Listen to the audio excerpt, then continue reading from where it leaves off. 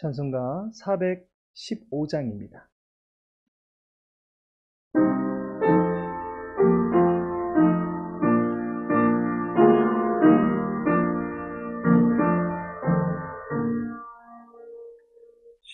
십자가 그늘 아래 나시기 원하네.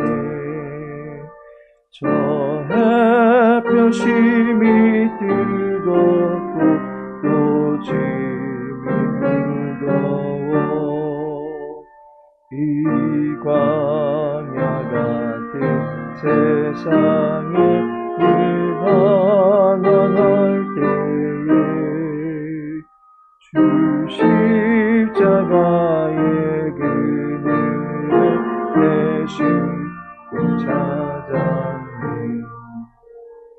내 눈을 밝히 떠서 저 십자가 볼 때 날 위해 고난 당하신 주 예수 보인다.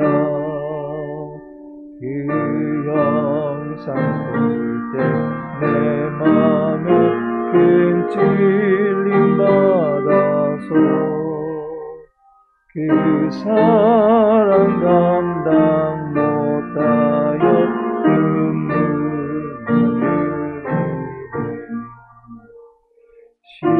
십자가 그늘에서 나 깊이 살겠네.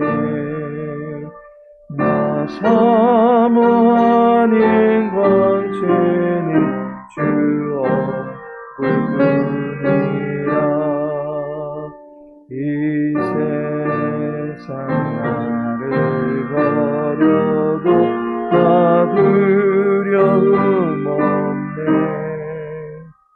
내 한량 없는 영광이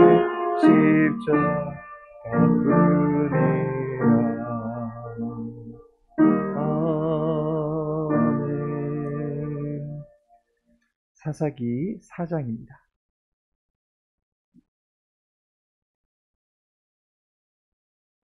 사사기 4장 11절 말씀입니다.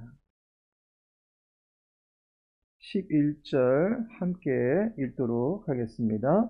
모세의 장인 호밥의 자손 중 겐사람 헤벨이 떠나 게데스에 가까운 사하나님 상수리 나무 곁에 이르러 장막을 쳤더라. 아멘. 오늘은 본문의 말씀 통해서 헤벨이 장막을 쳤더라.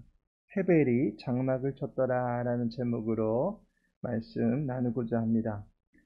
근래에 판검사나 형사들 외에 네트워크를 형성해서 범죄 사건을 해결하는 데 결정적인 역할을 하는 이들이 있습니다. 이들을 가리켜서 네티즌 수사대라고 합니다. 집단적인 신상 털기로 인해서 인권을 침해한다라는 우려의 소지도 있지만 다른 한편으로는 각자의 위치에서 범죄 사실에 대한 증거를 모으고 신속히 제보함으로써 범인을 검거할 수 있도록 결정적으로 돕는 순기능도 감당하는 것을 보게 됩니다. 네티즌 수사대의 추리력이 얼마나 대단한지 사진 한 장에 담긴 배경이나 유리에 비친 사람들의 형체를 두고서 그가 누구를 만났는지 또 만난 장소가 어디인지를 알아낼 정도로 신기에 가깝습니다. 실제로 근래 한 젊은 가장이 억울하게 죽은 크림빵 뺑소니 사건도 이들의 제보에 의해서 해결이 되었습니다. 자그마한 단서 하나하나가 모여서 사건 해결로 이어지게 된 것입니다. 어쩌면 우리는 사사기라고 하는 이 글을 읽을 때에는 탐정이 되어 보는 것도 필요할 것입니다. 왜 이러한 죄가 나타나는지, 그리고 이러한 죄를 누가 해결하게 되시는지, 또한 사사들이 가진 특징은 무엇이고 그 특징이 결국엔 어떻게 활용이 되는지 등등 말씀에 주어진 단서들을 통해서 사사기를 더욱더 깊이 이해할 수 있다면 유익할 것입니다. 그도 그럴 것이 이 사사기라고 하는 것이 재판이라고 하는 의미를 지니고 있는 책입니다. 재판에서 가장 중요한 것은 증거입니다. 단서가 될 만한 증거가 나올 때에 재판의 결과를 명확하고 공정하게 판단할 수가 있는 것입니다. 다른 성경도 그렇겠지만 사사기 기자가 기록해 놓은 글들은 그 자체가 단서이고 사건을 명확하게 해석해내는 증거 자료가 될 수 있습니다. 그 대표적인 본문이 바로 오늘 읽은 사사기 4장 11절의 말씀입니다. 모세의 장인 호밥의 자손 중 겐사람 헤벨이 떠나 게데스에 가까운 사하나님 상수리 나무 곁에 이르러 장막을 쳤더라 라고 말씀하고 있습니다. 우선 이 본문 말씀은 이전 단락의 구절과 연결이 되지 않는 것 같아 보입니다. 이전 단락에서 드보라는 꿀벌처럼 달콤한 승리의 소식을 입에 머금고는 바락에게 전쟁 명령을 내립니다. 이때 바락 장군은 드보라가 함께 출전한다면 전쟁에 임하겠다라고 하는 미온적인 자세를 보입니다. 드보라는 그런 바락과 함께 가겠다라고 약속을 하고 이제 전쟁을 치르러 게데스로 올라갑니다. 모집한 스불론과 납달리 지파 용사들도 결전의 장소로 데리고 갑니다. 이것이 이전 단락에 나온 내용입니다. 이전까지의 정황을 보면 이후로는 전쟁 기사가 소개될 것이다 라고 예상케 됩니다. 승리를 이미 확정 지은 전쟁일지라도 여호와께서 여자 사사인 드보라를 통해서 그리고 바락 장수가 활약하는 가운데 과연 어떠한 전쟁이 펼쳐지게 될는지 신통방통한 전쟁 기사를 기대케 합니다. 그런데 사사기 기자는 난데없이 본문의 이야기와 상관없어 보이는 한 장막이 펼쳐진 곳으로 잠시 화면을 바꾸고 있다라는 점입니다. 전쟁터로 막 올라가고 있는 10절의 내용과 전혀 연관성이 없어 보이는 듯한 겐사람 헤벨이 상수리 나무 근처에다가 장막을 쳤다라는 말씀이 나옵니다. 잠시 후면 격렬한 전투신이 벌어지려고 하는 순간에 마치 광고 보고 오겠습니다 라고 하는 그야말로 긴장감과 기대감을 무너뜨리는 사회자의 멘트처럼 11절의 말씀은 왜 쓴 거지? 라고 하는 강한 의문이 제기됩니다. 전쟁의 상황을 다루어야 내용 전개가 맞을 듯 싶은데 왜 헤벨이 장막을 친 이야기를 여기에 기록하고 있는 것입니까? 앞서 말씀드린 바대로 사사기 기자는 결코 의미 없는 이야기들을 기록하지 않았다라고 하는 것입니다. 이 구절은 드보라와 바락의 이야기를 더욱더 흥미진진하면서 관심을 갖게 만들어주는 결정적인 단서가 되는 것입니다. 이 구절은 상관없는 말씀이 아니라 자세히 보시면 앞에 나온 구절에 대한 답을 주기 위한 독서임을 알 수가 있습니다. 이전 단락을 보면서 우리는 물음표 한 가지를 갖게 됩니다.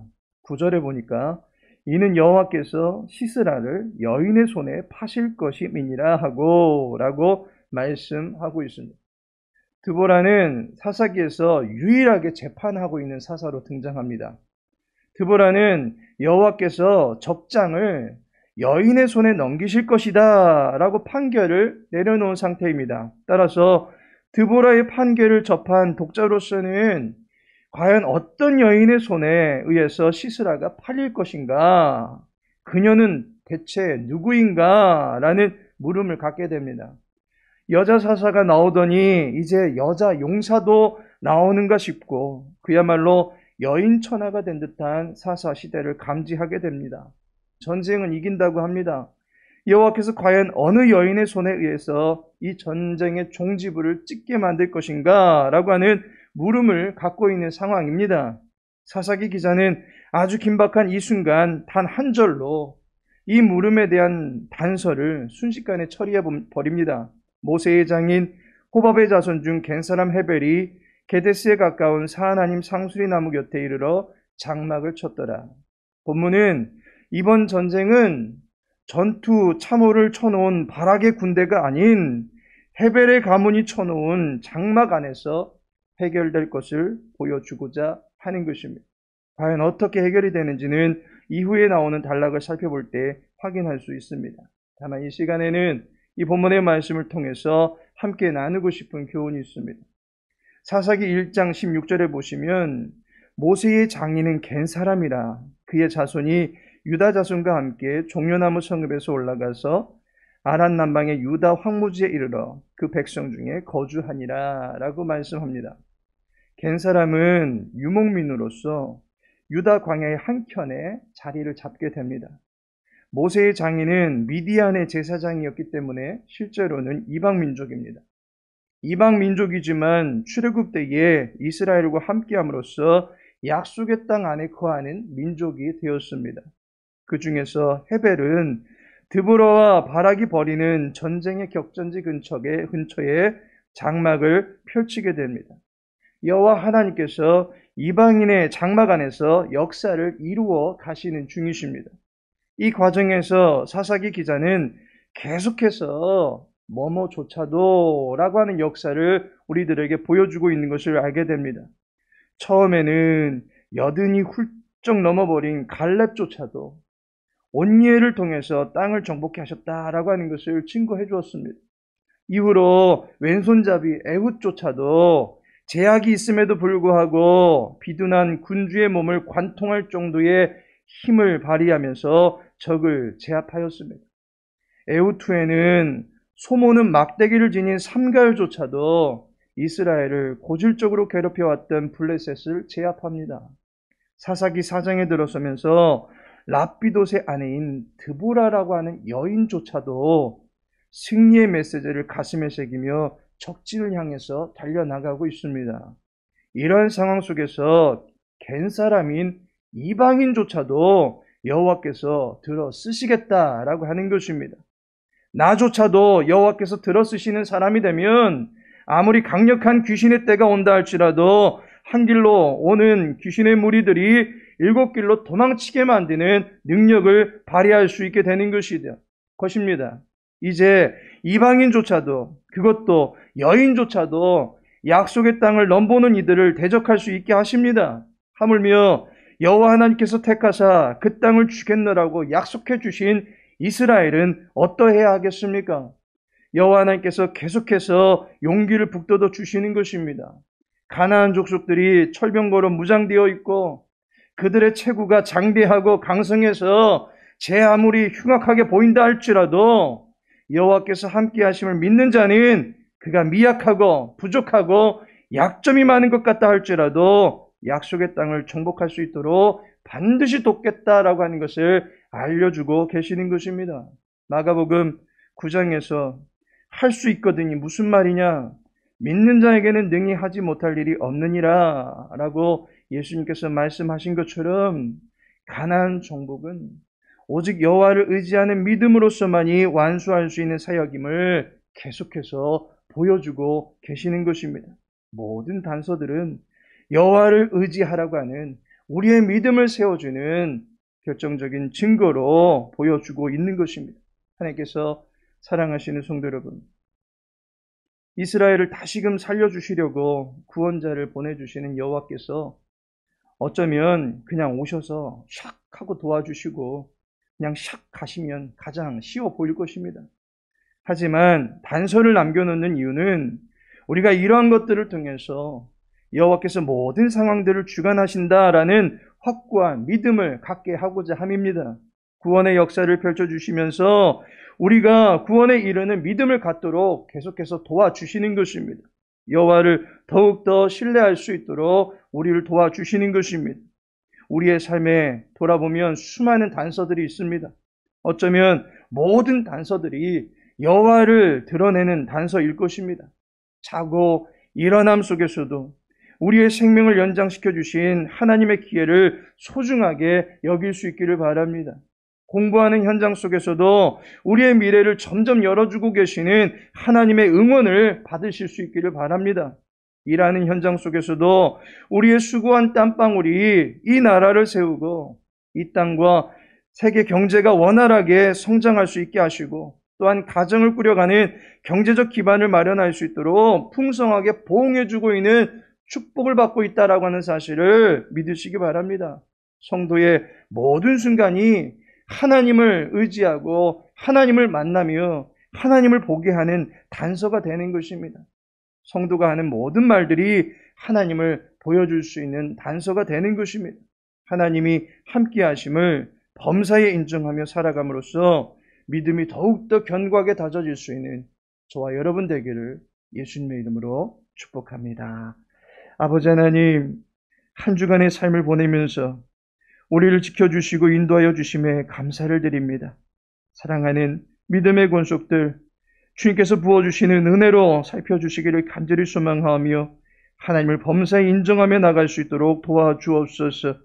여호와의 친밀하심이 주를 경외하는 모든 자들에게 넘쳐나게 하옵소서. 말씀이 깨달아지고 주의 뜻이 우리들의 모든 삶 속에서 이루어지기를 염원하는 거룩한 꿈을 갖고 살아갈 수 있도록 도와주옵소서. 내일은 교사 위로회로 모이고자 합니다. 우리의 자녀들을 위하여 헌신하시는 모든 교사분들이 주님의 숲을 갖고 갈 수 있는 일꾼들이 되게 하옵소서.